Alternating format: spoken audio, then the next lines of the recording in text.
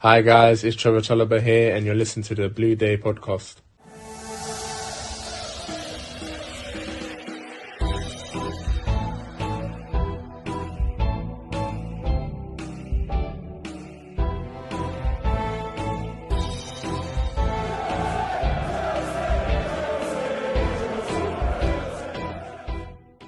Fellow Chelsea supporters, here at the Blue Day podcast, I am delighted to welcome our guest on the show today. He made 24 appearances for the club and he played alongside the likes of Dan Petrescu, Steve Clarke and Ruud Gullit. Here is Terry Phelan. Terry, welcome to the Blue Day podcast. How are you?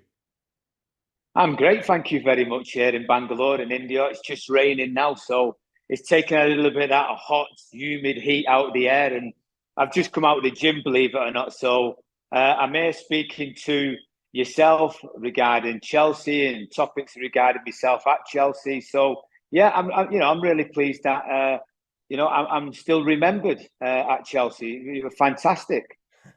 Well, we're going to go through your time with Chelsea because it was at the stage in the mid to late 90s where English football was changing. It was certainly evolving, and it was around about the time with the Euro '96 as well, where people thought England football was coming home. But before we discuss your time with Chelsea, I want to sort of discuss about you in particular, and what are your earliest memories of getting involved in football?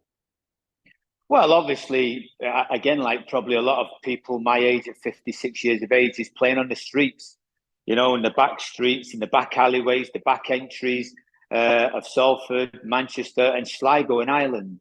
And that's what we used to play. We used to play games called Kirby, Whalley, Wembley, World Cup, when the World Cup was on Wembley, when Wembley was on, obviously.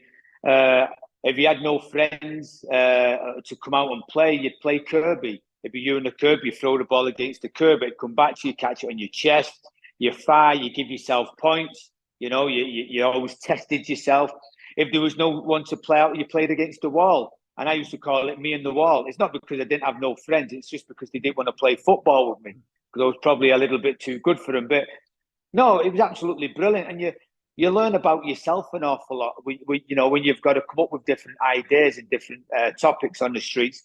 And then when the lads did come out, you're playing against gable end houses. You've got the curbs in the cobble streets. I say cobble street because it was like that back then in Manchester and Salford. And you played, it could be 10 aside, it could be 20 aside, but you learn quickly. You learn how to deal with things quickly. You learn how to grow up quickly. And if you was one of the smallest of the pack, you had to toughen up quickly and all, in a lot of aspects. So when we talk about football, for me, it was my first game I watched was the 1976 FA Cup final. I think you might remember Manchester United against Southampton. And don't forget, I was a City fan. My first shirt was a City shirt. So, I was likely to wear that City shirt out on the street when Manchester United got beat off Southampton. And then onwards, I used to love watching Manchester City when we could on TV. Liverpool was the team then, wasn't it, winning your European Cups and the old First Division. So, I was glued to the TV, and whatever I learned off the TV, I tried to emulate it back on the streets, basically. Who were your footballing idols growing up?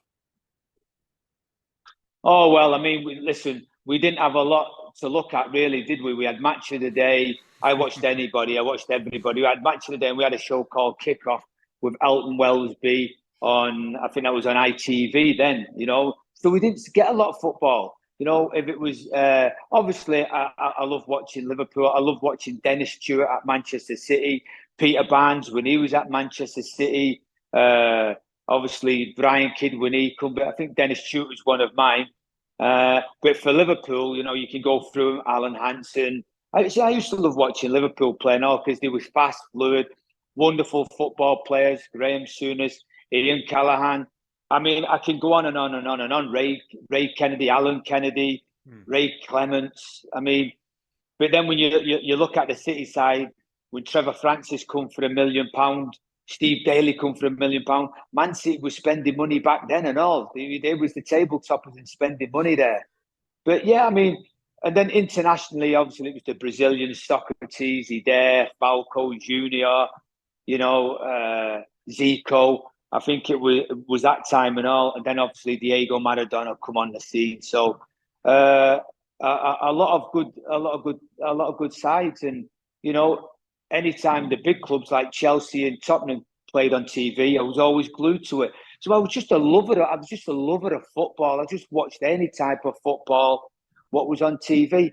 But them players I mentioned, Dennis Stewart and the few Liverpool players and the few Manchester City players. Yeah, that was for me. Yeah. Sorry, no Chelsea players there.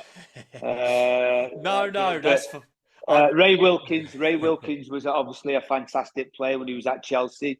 Chelsea had some lovely players. Osgood, didn't they? Some fantastic players coming through Chelsea in the days. I'm sure we'll talk about some Chelsea players in a minute, but obviously before we talk about your time when you signed for Chelsea, you obviously built your career. You had some notable moments, including winning the FA Cup with Wimbledon. You also appeared at the World Cup with Ireland in '94 in America.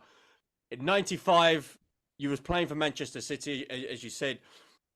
When did you start hearing the reports or rumours that Chelsea were interested in signing you? That was the best part about it. I never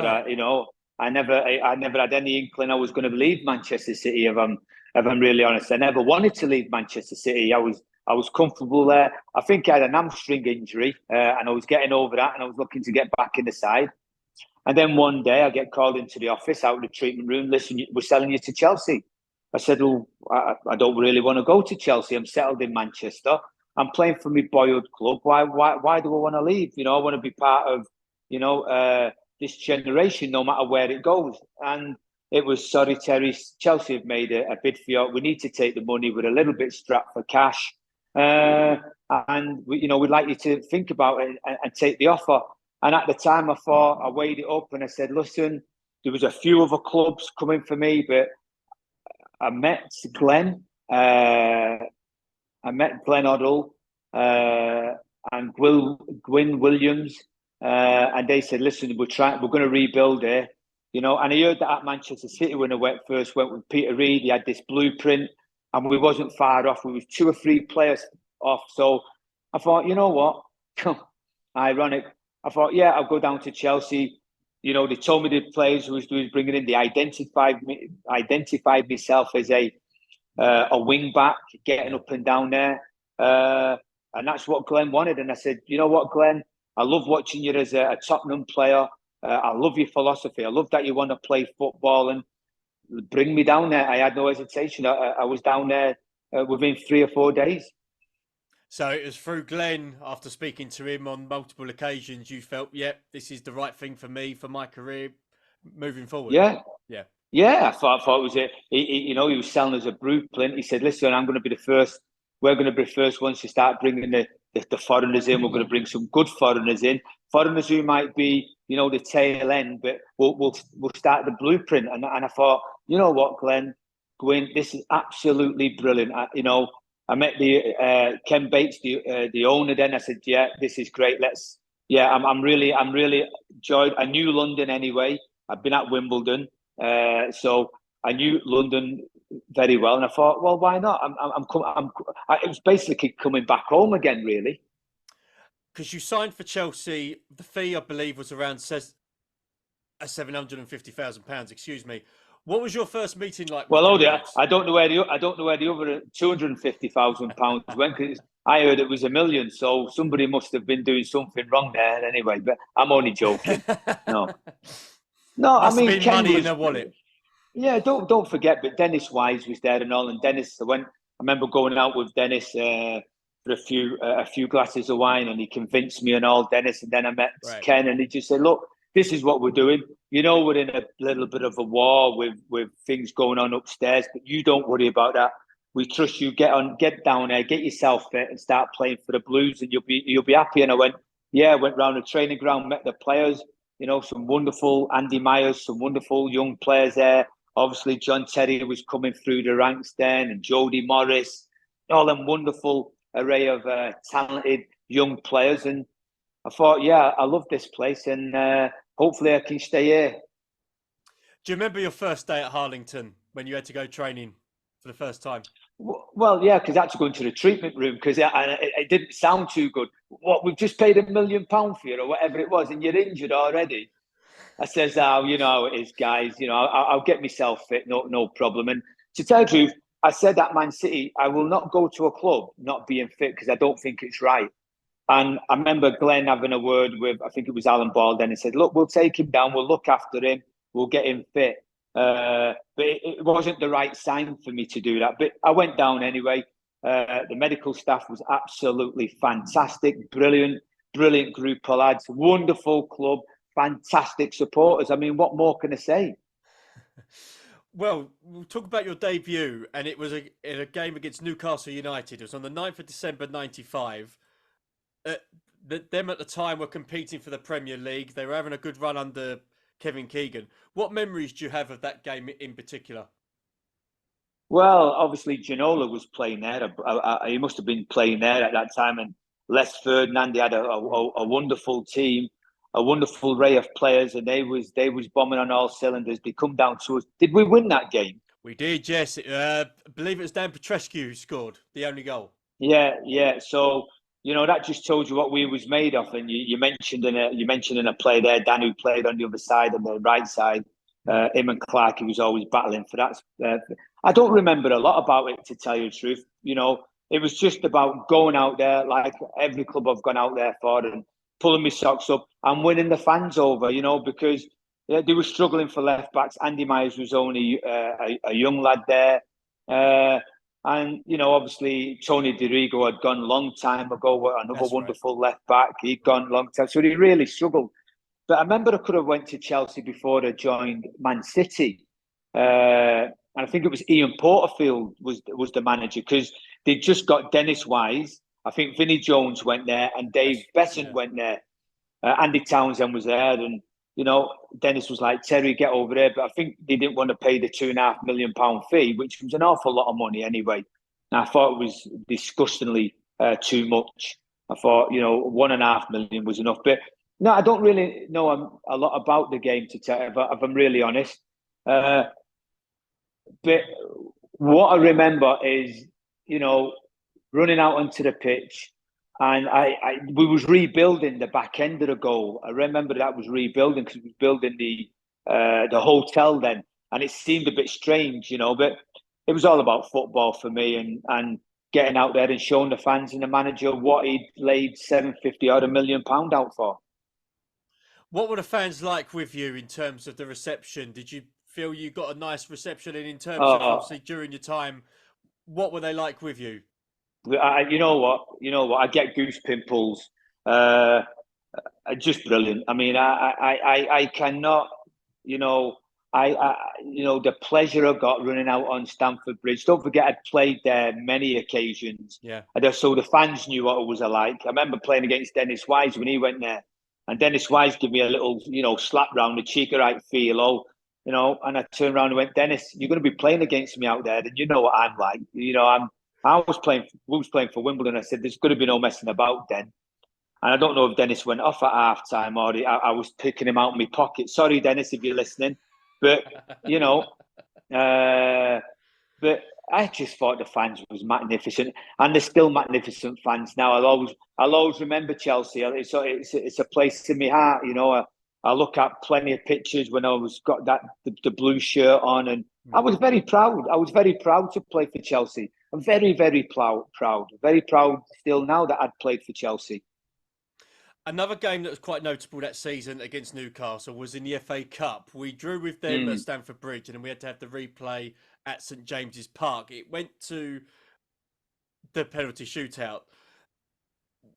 You was on the pitch at that point. Was you looking to maybe take a penalty as part of the shootout, or was you sort of a little bit like, "No, I'd rather the attackers take it"? Hey, listen, I put Mika Gould on straight away and went to the back. I could take penalties, but I let the top classmen do that. But I think I remember Peter Beardsley. He was taking his penalty or something like that, or they got a penalty and they missed a penalty. I don't know. And I picked the ball up and walked away off the penalty spot. And we used to have a bit of banter then. And the referee went, "Hey, come on, Philo, come on, don't be. You're not at Wimbledon now. You know, you're at a respectable club like Chelsea. Don't be messing about. Put the ball back down for Peter."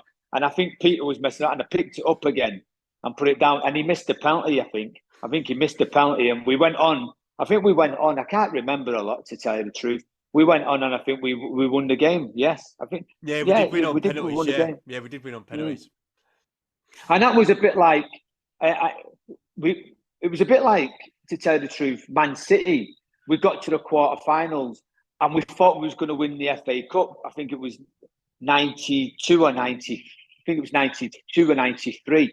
But yeah, we got beat off Tottenham, and I'm going to Chelsea. I think, yes, now this trophy's probably coming to Stamford Bridge now. Yeah.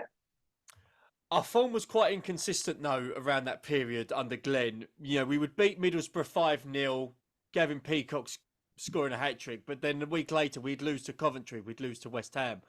Looking back now, you know, what would you take the reasonings to be in terms of Chelsea's out of form? Because we certainly had decent players and we had a decent manager that had the ideas to play good football. Was there any sort of reasonings you could put down to why Chelsea weren't consistent enough that we were going higher in the league? Well, I think I think that a lot of players were still finding their feet who'd come into territory. You know, don't forget, we were the first real big ones to get the foreign brigade in. You know, you look at the influx of foreigners what come into Chelsea then. And, you know, it took time. It took 6-7 months really for them to settle in. You know, you can't blame the manager all the time. We can't blame Glenn. We can't blame Peter Reid. We can't blame manager. Players have to take the ownership. I have to take the ownership. If I wasn't doing my job, then I let the manager down. I let the club down. I let the fans down who was paying for me. And sometimes you just have a little bit of luck. Sometimes you don't. And yeah, we had a bit of inconsistency, but we had an awful lot of players coming in. I mean, Mark Hughes come in, Dan Pedrescu come in, I come in. We were still finding our feet, and yet it takes time. And you look at other teams. It took time. I can't remember. The dressing room was great. You know, we had Vialli coming in. We had Zola coming in. I think after that we had Ruud Gullit coming in. So we had a nucleus of players coming in there. But it just takes time. And I think Glenn was still tinkering with the formation and all. You know, he wanted to play this expansive football, which was fantastic. Push people forward, push your fullbacks forward. You know, get 5-6 people going forward. I think a lot of the times we got caught in the transition moments because it was that fluent going forward that we was exciting going forward, but then we just got caught in them transition moments. But you know, if you look, the same players of what they did a couple of years later, it was unbelievable. You know, and Glenn was still finding his feet, still finding the rhythm, still knowing about his players. And I thought, it happens, doesn't it? You know, Man City could get beat tomorrow, couldn't they? And everybody think they've had a bad season. Well, we beat Wimbledon in the FA Cup quarter-final replay, and we're getting to the stage where people were starting to think about, could it be our year? Was there talk inside the dressing room that Chelsea could win the FA Cup in '96? No. We took every game as it come. There was no feeling. You know, we trained how we needed to train. We were prepared for matches how we needed to prepare for matches. That Wimbledon game was a hard game. Very, very, very tough 2 games at Stamford Bridge and at Selhurst Park. Very, very tough. What I can remember. I think we played we had an orange. I'm looking at orange and grey kit. That's right. I think one of the lads sent me a picture only because it was the FA Cup, and I was watching Man City last week. They sent me a clipping, and I think it was me, Ruud, and somebody else was celebrating a goal. I think Ruud scored. I'm not too sure, but no, there was never no talk about it. Not a thing. You mentioned Ruud Gullit. He was becoming a major influence at the club since he signed in the summer of '95. Did you build a good rapport with him? Ruud, yeah and no, really. Yeah, as a player, it was great, and I think he everybody was super professional. You know, we had a laugh and a joke, but it was all super professional. And I was always in the gym. And, you know, obviously Rude had been through his trials and tribulations with injuries in his knees and that. Yeah, I mean, we always grab a coffee together. We was in London, me, him and Dennis and a few of the other lads. So there was never no problem there. I wouldn't think so. There was never no problem. You know, yeah, he played. He was fantastic. Obviously, he was coming to the end of his career, but you know, I mean, when he played and when he trained, he was absolutely. He didn't train an awful lot because of his knees, but when he played, he was absolutely fantastic. You know, and watching him in the '90s for AC Milan and Holland, I mean, what can't you say about Rude as a player? To tell you the truth, he had that arrogance, that Dutch arrogance, and he swung about, but I think Dennis Wise had soon cut him down to size every now and again in the lads, so it just showed you. Well, one pivotal game in '96 for us was the FA Cup semi-final against Manchester United at Villa Park. Do you remember a little bit before the game what was said that Glenn Hoddle tried to encourage you guys in the dressing room beforehand? Do you know what was said in regards to what was Dennis Wise was like, and also what was the atmosphere like with the Chelsea fans? Because I believe from what stories I was been told, the atmosphere was electric. That the whole crowd, or Chelsea fans, it was a complete sellout. Well, I mean, I can't listen. I mean, I don't know how many years ago it is now. Is it 30 years ago or something like that? I mean, sometimes I can't remember my own name, my own date of birth. Never mind back then. I can't remember a finger in the dressing room, to tell the truth. The excitement, I can remember the excitement of the fans at Villa Park. The pitch wasn't the greatest. Manchester United was shit scared of us, to tell you the truth, because they knew we was in for the game. And what I do remember is I played for Ireland. I come back on a Thursday, and Glenn had me out coming inside and clipping balls with my right foot, I believe. And you know, we did that on a Friday and all. And I got very fatigued because I'd already played on the Wednesday, and then I did a heavy load the Thursday and the Friday, and you know I was very, very fatigued. So no, I mean the atmosphere was absolutely fantastic, and when we scored, we had belief that, hang on a minute, we were absolutely battering Manchester United. Cantona, Giggs, Beckham was absolutely murdering them. They didn't. The first half, they couldn't live with us. We went in at half time and we went, we're gonna score another 5 or 6. And to be fair, we should have been 2 or 3 up in the first half. Yeah. You know, but the second half we come out, we're still playing well and doing the things what we had to do. Still had a couple of chances, and I do remember how they scored their goal. But before that, we went on a counter attack from, I believe it was a corner. Manchester United at the corner where I went, and it broke out to me, and I was in acres of space, and it was 3v2, and I'm bombing on, and the next thing, boom, my thigh muscle went on my right foot where it was curling balls in on the Thursday and Friday, fatigueness, click, and I stopped. I should have come straight off, but I thought, no, I'll run it off. It's just fatigueness, and then obviously, you know, we all make mistakes in football, and we've made mistakes. And I think Craig Burley, for some unknown reason, he tried to play a back pass back to Hitchy in goals. Hitchcock, Hitchcock, and everybody stopped. And then I thought, shit, it's gone up to my side, so I had to try.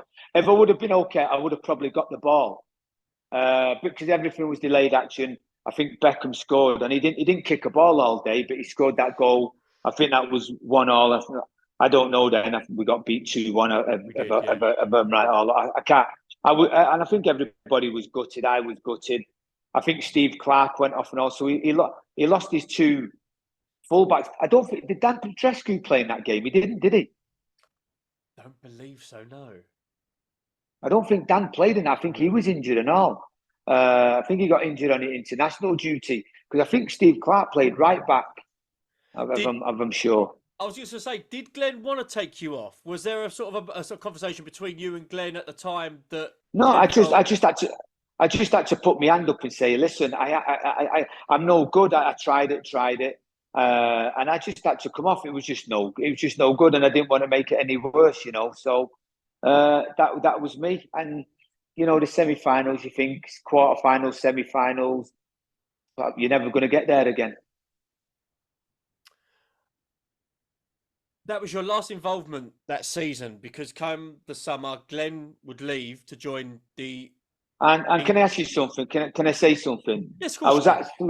I was absolutely gutted, when Glenn went and he took the England job. I was absolutely, I was absolutely gutted, because when a manager brings you in, he brings you in to build a club and build a unit and then when you get up and leave, and you think, well, was the heart really there in the first place? I know the England job is the England job, but have a little bit, and I'm not blaming Glenn. I'm just thinking, if you've brought players in and you've sold the blueprint and the club to them and everything, then it's a difficult one, because England come calling, but for me, he should have stayed. He should have stayed for at least another year or two and seen this team nourish and challenge the best teams in Europe. And he left, and everybody was gutted. Everybody was absolutely gutted, honestly. And I was so gutted that it was like when Peter Reid left, the same thing. Maybe it was just me. Maybe when managers got me, I got in the sack. I don't know. Just to point out, Dan Petrescu was injured in that game. He was not part of that game against Manchester United. But talking about when Glenn left, was you equally as surprised that Ruud got the job as player coach? I was.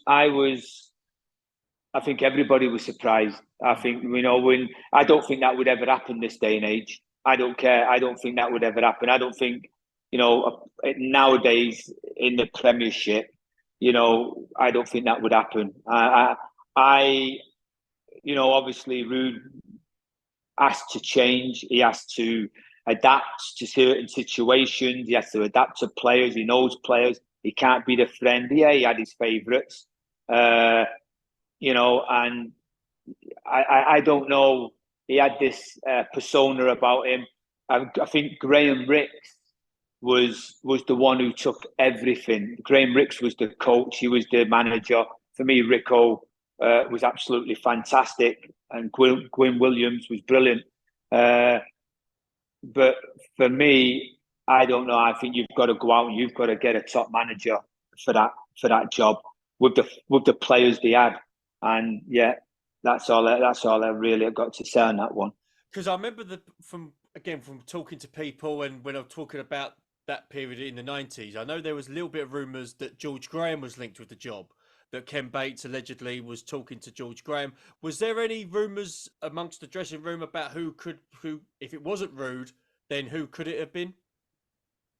Not really. I never really focused on that, to tell you the truth. I couldn't really tell you. I just focused on trying, to impress the new manager. Obviously now he's a player manager, impress the coaching staff with my own performances, and that's what I tried to do, basically, and really keep your place. Obviously, I had Andy Myers there, we had Scott Minto there, wonderful football players, and as a left back myself, you're thinking, right, you've got to be on the balls of your feet every game and in training, because you've got lads in there who are ready to come in. Did you and Ruud Gullit speak in that summer of '96 about his plans for you? Not really. No. Everything was all right. I went away with Ireland. I think I went away to the USA with Ireland. Great, come back. Started training, and I think I've got a little bit of Achilles problem, and I got over that, and I thought, great, and I was getting back fit, and I think it was in Ruud's plans. I wouldn't know, but I think when you get injured, it's not your fault. There's not a lot you can do about it. It's heartbreaking anyway. But people have got to trust that you get back and fit, because don't forget, people have gone through that situation and all in their careers, and they know how difficult it is. I've got Achilles injury, started coming back pre-season, fantastic. And we were just going to, I think, play AC Milan in the San Siro. and I was ready to go, everything. And the last kick of the ball, I hurt the side of me knee. There's a little muscle at the side of me. I thought, oh, here we go again. And I never went. And obviously the lads went over there. They did well. And then obviously the team started to get picked. And I felt a little bit out of it because I'd just picked up one injury. I'd got over that. I come back very well. And then I picked another injury up. Or it was vice versa. It was one of the two. And that hampered me a little bit, you know. It was a little bit stop-start for me, what I can remember. And I was a little bit sad, to tell you the truth, that, you know, I got overlooked. I don't know why. And I remember a reporter asking me, you know, what's the situation at Chelsea? And I just said, I don't know the situation. I don't know if I'm going to be playing anymore. I don't know if I'm surplus to be sold. I'd like to play. I know I've got people who are going to challenge that position, but I think I'm good enough. I'm an Irish international. Not that counts. We just lost the Euros, obviously, a playoff against Holland, so we never went to the Euros island. We went to the USA. We didn't really want to go. We was tired. We was fatigued. And then coming back to the club, you're thinking, fresh challenge, here we go. 1 or 2 injuries, which every player has, and it's a nightmare. And I thought, am I in the plans here or not? I had a report come to me. I says, no, me and Ruud haven't talked. Hopefully I'm in his plans. If he talks to me, it'd be great, you know. And then it got blown out of proportion in the paper. Ruud pulled me in and he said, what's this? I said, Ruud, I'm honest. I was as straight as I was. It's, you know, I've been misquoted on certain things. It's not right. I phoned the reporter up. I had a right go at him. And thank you. I had a right go at him and just got me cup of tea off the lads there. There you go. A cup of chai. And you know, I remember I waited for a meeting and, you know, nothing really happened. And, you know, I was dragged in to the first team, dragged back out again. And I felt like a yo-yo. Right. You know, I felt like a yo-yo. And I thought to myself, I haven't come to Chelsea to be like this, because I know I can play and I know I can be a big part, and I can be a big part of Chelsea's plans. And do you know what? Obviously, I was sad. I was upset. My family was back in the northwest. I said, "Well, I'm not doing it. I'm not going back to my apartment on my own, not playing. You know, not knowing what I'm doing. I don't want to be sat. I do not want to be sat in the stand. That's not Terry Phelan. You know, Terry Phelan wants to play his heart out. And then obviously an offer coming from Everton out of the blue. I remember Matt, you saying, Terry, stay here, just stay here, you'll be okay. And I took the offer. It was stupid. It was stupid. Maybe I shouldn't have done it. Maybe it was just emotions. My family was back up north. Family reasons, went back up north, and I was really gutted, to tell you the truth. And then Chelsea went on to, you know, obviously they won the FA Cup and 1 or 2 others, and then Vialli had taken over. Again, another player coach, but they were successful, so you can't knock them. But they had some fantastic, wonderful array of players. I'm going to tell you that now. And you know, playing for Chelsea was part of my life, and no matter where I go, I always mention Chelsea Football Club. That was part of that. And my only down point was I wasn't part of winning a trophy with Chelsea. Likewise with Manchester City, big clubs.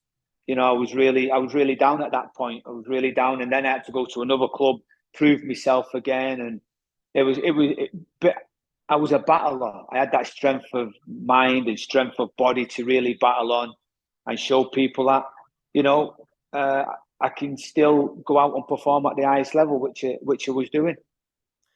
Just to go back on obviously what you said about your departure from Chelsea, it was around about January of '97.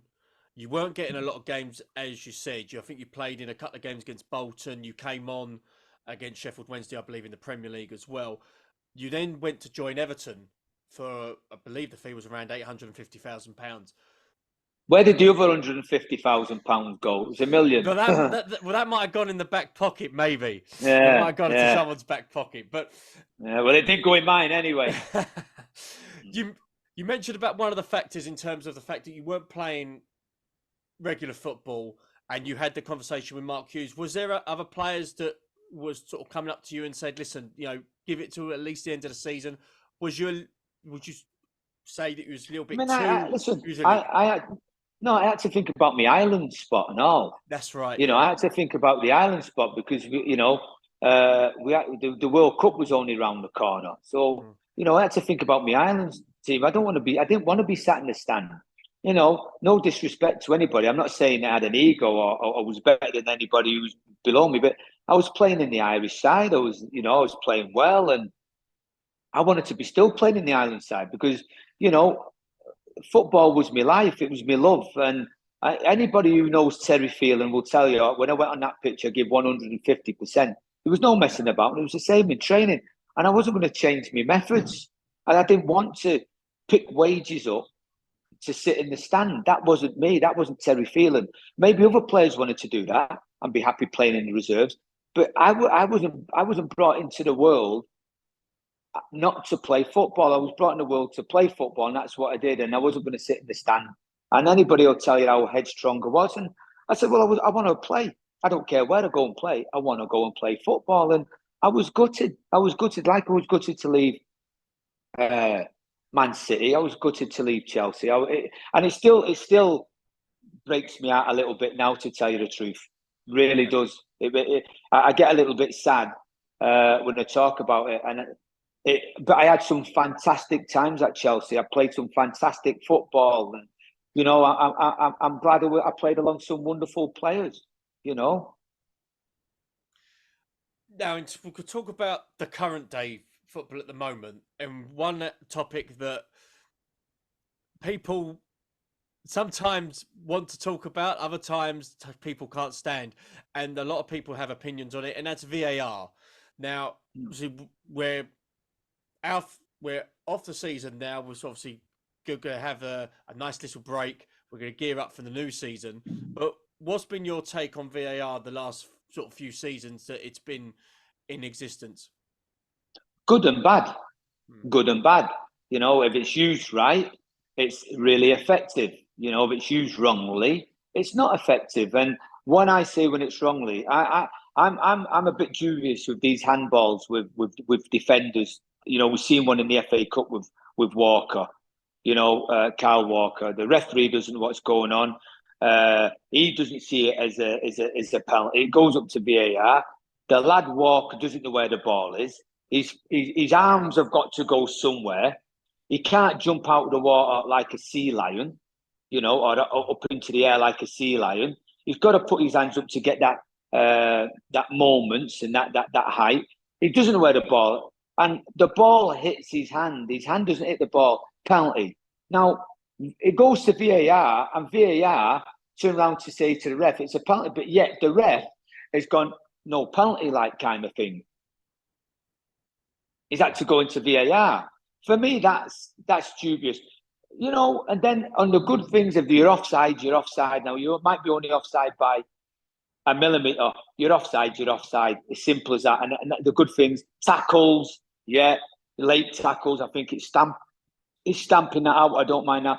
But, you look at the fiasco what happened at Anfield where they couldn't see the corner being taken. For me, you've got people up there.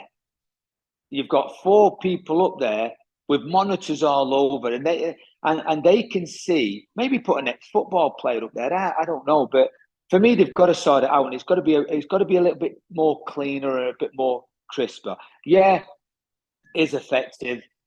Yeah, but sometimes it's not effective. Would you keep it in terms of expanding it? Maybe changing things around. Well, if we talk about offsides, then that's a big one.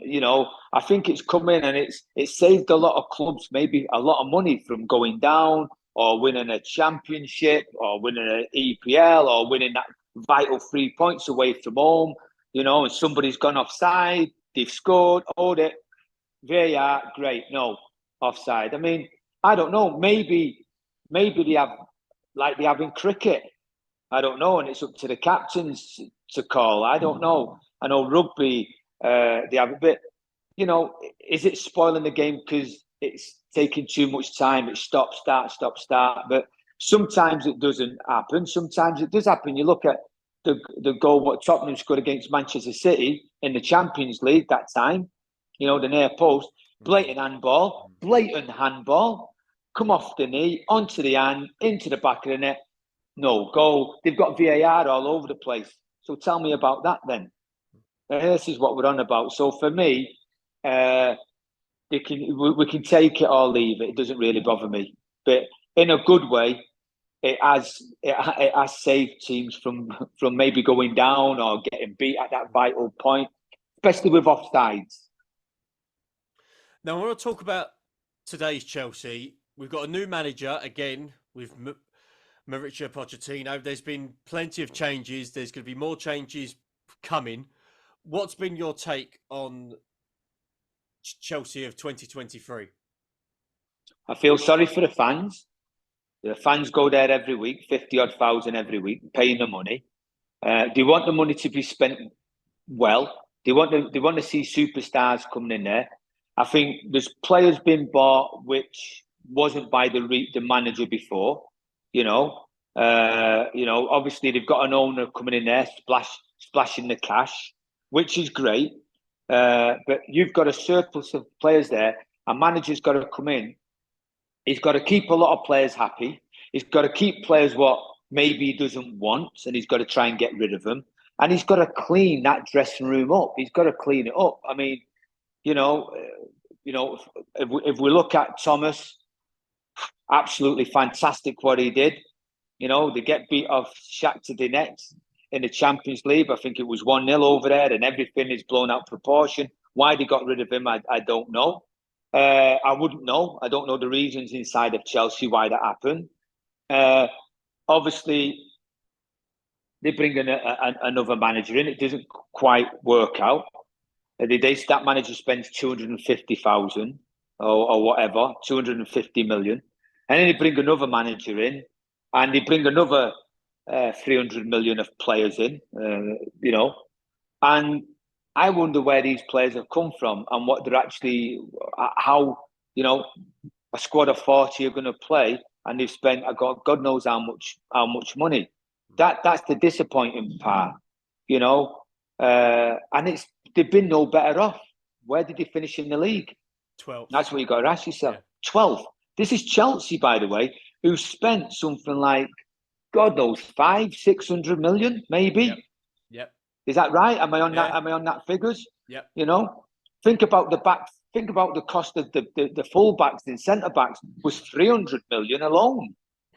They didn't have a centre forward.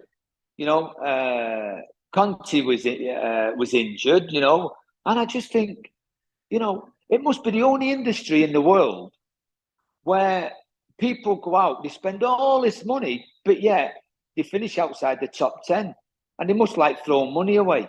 I don't understand it, and I will never understand it.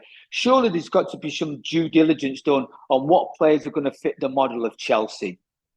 Graham Potter coming in, was he given time? No, he had a dressing room which was disgruntled. He had players in there who wasn't playing. I thought it was disgusting from the players. If I'm asking you, you have world-class players out there. Sort it out amongst yourselves in the dressing room. Get out there and play for the fans. Don't let the fans down. This is Chelsea Football Club. This is not just any old club these players are coming to play for. But obviously, Frank goes in there. Did he really play for Frank? No. They're handy-pandying about, bitching and moaning like little boys. Get out there. Roll your sleeves up. Play for a world-class club what's won trophies and won 2 Champions Leagues and EPLs on multiple occasions and FA Cups. Does that not mean nothing to the present club? A player comes in, and I'm having a moan up now. I'm having a real good moan up. A player comes in for 100 million. I've never seen him take a player on, And I'm thinking to myself, who bought that player? I'm sure it wasn't the manager. But does agents just get in the mind of the owner, say, look, he's a good player, get him in? Chelsea probably got 5 or 6 of the same players They've probably got that in the U23s. They've probably got that out on loan. Lukaku, they send out on loan. They've got no centre forward. Work with Lukaku. Work around him. Build your team around him. They bought him for 100 million, but yet they haven't got a centre forward. And then they finished 12th. I think it's disgusting, to tell you the truth. And I think the players have got to pull the socks up. Not the fans. The players have to pull the socks up, because it cannot always be the manager. It can't be. They've got a good manager in now, Pochettino. He knows the way it is. He's lived in London. He knows.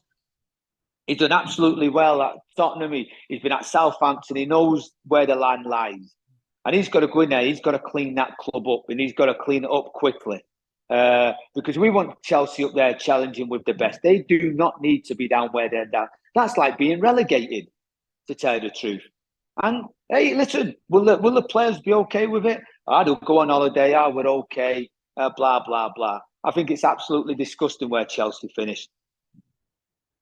And that's my say on it. I think you've just spoken for every Chelsea fan, Terry. So thank you very much for that. That has been a very frustrating season in terms of even from all the way back in August to May. It's just been a terrible season. But we can't blame Graham Potter. Graham Potter's he's done wonders at Brighton. Who's this lad coming in? He hasn't won nothing. Blah blah blah. We know that, but. You can't. He's going to take the job. If a job like Chelsea gets offered to him, he's going to take the job. But give the man. I know he wasn't maybe liked in the dressing room because he didn't shout and howl and scream. He was probably just using a different mindset. I'm sure his training principles was good, but you've got to look at the players.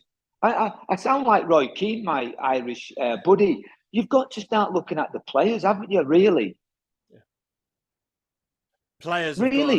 Players have got a lot to answer for. There's a lot of those players that should not be at the club. There's a lot of those players that are on high wages that are not value for money. So fingers crossed, by the time the end of the transfer window goes. Listen, let's be honest. Listen, no European football for Chelsea. No European football. Hey, hang on a minute. West Ham have just won the Conference League. Hey, no.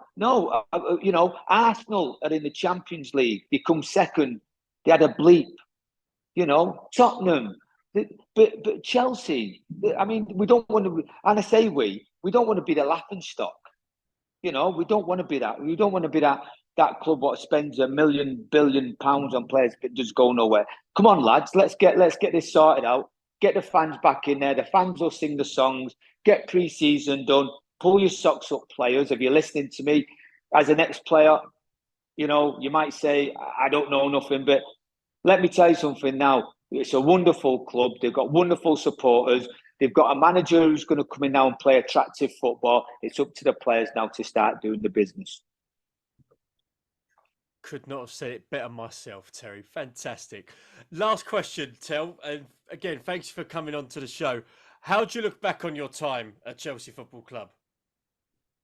How do I look back on my time? The wonderful time. There was players there who I love. I get goose pimples, like I said. My ears. I love it. Only for the injuries. A little bit of injuries here, there, and there, and maybe taking the wrong step because of emotions and that emotional state. Maybe I could have stayed at Chelsea for the rest of my life. That would have been wonderful. But Terry Phelan was always built to play football and not sit in a stand and take his wages, because I was taking the wages what hard-earned support. And I'll say this, and it's not a cliche. Hard-earned supporters, week in, week out. I didn't want to. I was embarrassed. If I was sat in the stand, it was embarrassing for me. It was embarrassing, and I would have rather sat at home so nobody seen me. To tell you the truth. So when I was there, I had a wonderful time. I thank everybody at the club. I still talk to people at the club. Jody Morris in particular. Obviously John Terry, and there was some wonderful people there. And I was glad I played in that team with some wonderful world superstars. It was great. I'm glad I played with Zola. God bless him. Gianluca Vialli, Mark Hughes. my little pal Dennis, obviously Rude and Frank LeBuff, and we'll go Dan Petrescu and Johnny Spencer and Andy Myers, and you know, you go on and on and on, and just wonderful.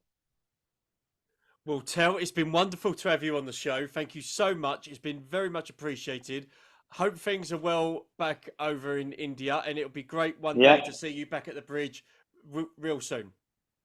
Well, thank you very much. It's been a class. Now I only need one thing. I just need one team to do something tomorrow night, don't I? Well, maybe Lukaku turns up. Maybe Lukaku turns up tomorrow. We shall see. Maybe Dzeko turns up and all, eh? Hey. All right then, pal. Brilliant. Lovely. And